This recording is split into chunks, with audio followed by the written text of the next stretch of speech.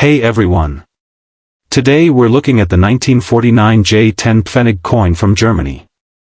Some people say this coin is worth $10,000. But is that true? Let's take a closer look at what makes this coin special and what it's really worth.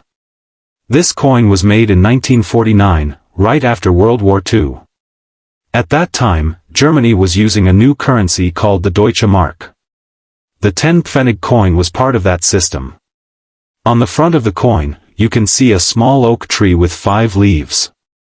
This design stands for growth and rebuilding. On the back, it says 10 Pfennig and shows 2 wheat ears. At the top, there is a letter J. This means the coin was made in Hamburg. The coin is small and light. It weighs 4 grams and is about 21.5 millimeters wide.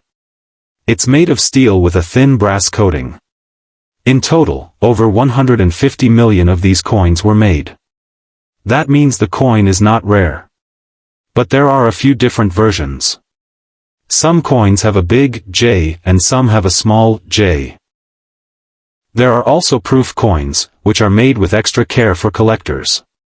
These are very rare. Now about the value.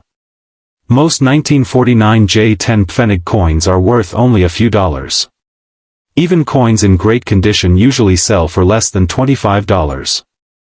A rare proof coin once sold for around $1,600, but that is not common.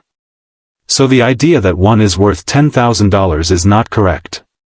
This coin has interesting design and history, but it is not a high-value coin. Thanks for watching, and don't forget to like and subscribe for more coin videos.